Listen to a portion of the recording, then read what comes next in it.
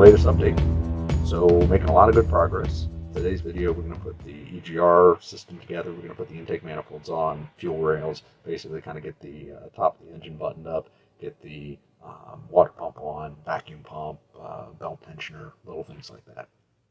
We're also at the point where I'm finding things that maybe I did wrong in these videos and discovered later what the problem was. So we're going to start detailing some of those as I find them as well. So especially with the EGR cooler, pay attention to that because that'll get you into trouble. Trust me, I know. Anyway, with all that said, here we go. We're going to get into this, and that's what I've got for you today. We'll start off with the oil filter housing. That's going to bolt right onto the front of the engine. Do be sure that you replace the seal that's on there. Most of the kits come with those, just to make sure. It is a rubber seal, so probably not a big deal. Go ahead and thread those bolts in, and that'll have that thing on there. We'll just get it torqued down and be ready to move on.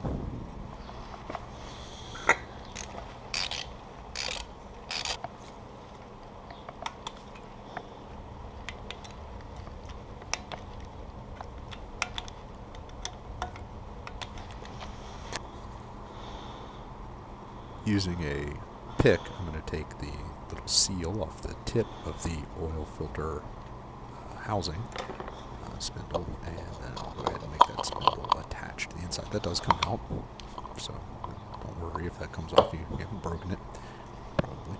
But I'll put a brand new O-ring on there. I'm going to put a brand new O-ring on the outside to seal it, and then put the oil filter on. That's just standard oil change stuff for one of these. It's something you should be used to.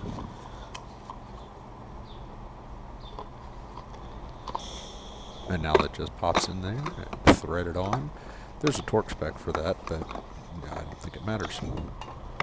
Now the EGR cooler is something that you need to be careful of. And we'll get into that in a moment. But basically it's going to get a fresh gasket. It's put on there, and then the return line kind of pops up into the intake manifold there with an O-ring.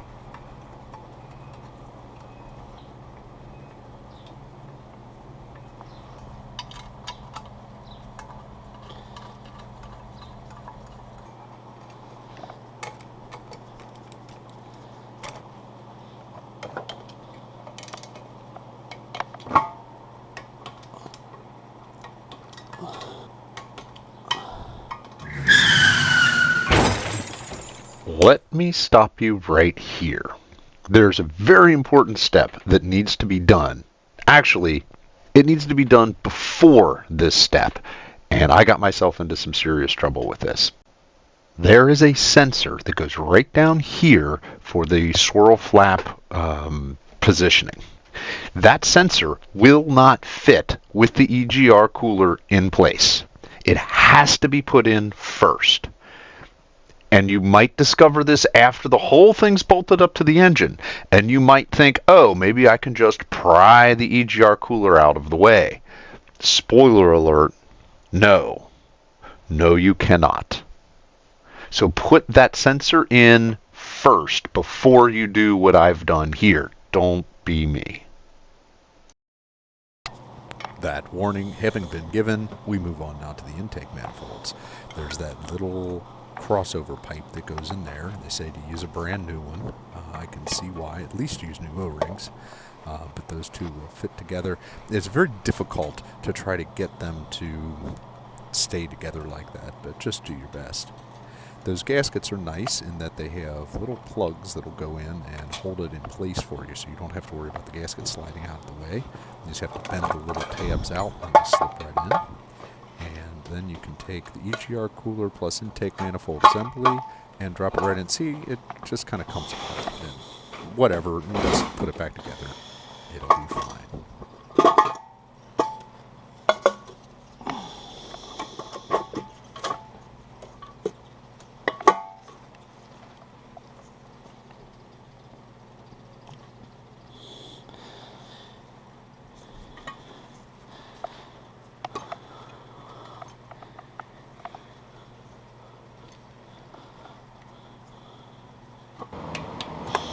There is a bolt plan to follow in the workshop manual, so follow that. And as you do, you'll bring those bolts for the intake manifold down to 18 Newton meters, which is about 159 inch-pounds.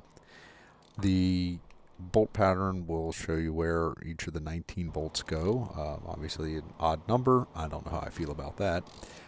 The one thing that's not entirely clear on that bolt plan and the torque specs is the long bolt at the bottom of the thermostat housing. I don't know. They point to it and say, 18 Newton meters, and then they talk about that bolt needing 9 Newton meters. So I don't know what they're talking about there. I did 18, and that seemed to hold.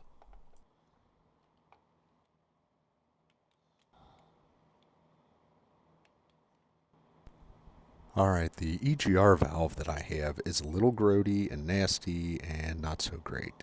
I would replace it, except they're going to put a new one on as part of the emission modification. Otherwise, then it just sort of drops in.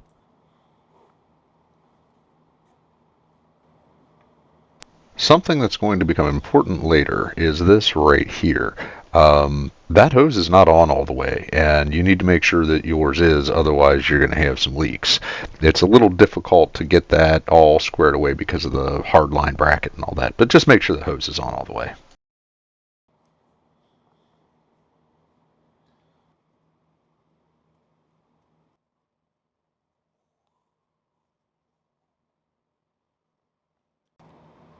Exhaust back pressure sensor.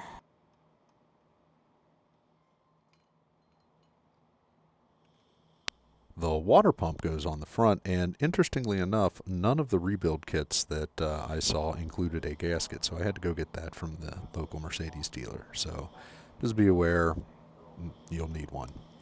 Other than that, it's pretty straightforward. Just slips on, bolts in, torques down. Couldn't be easier.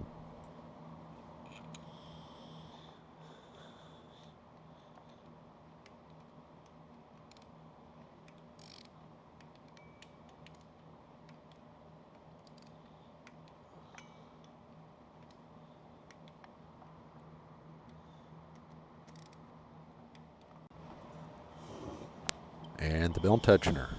Not much to say about that either. Bolts on. Tensions the belt. There you go.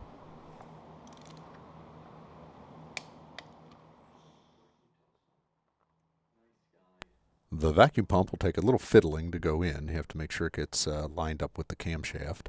But once it rotates correctly, it'll mate right up to the cylinder head, and you can put the bolts on. No big deal.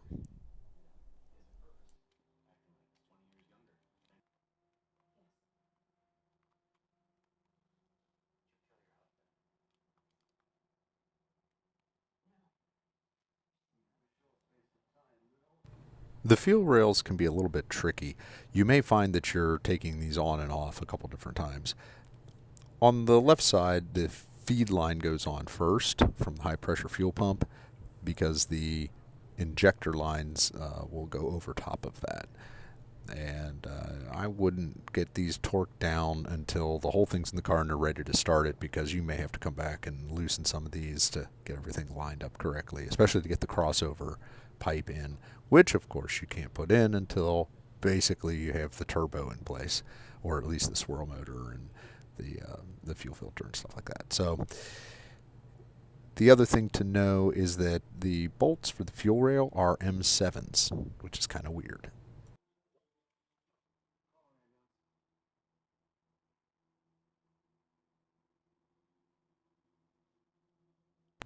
That's all we're going to cover this time. Next time we're going to get into getting the oil pan on and a few other things like that, swirl motor, that sort of stuff. But the motor's looking pretty good right now. It's starting to come together, and pretty soon we're going to be able to get some used parts put on and start talking about putting the engine in the truck and making lists of things to do. So until next time.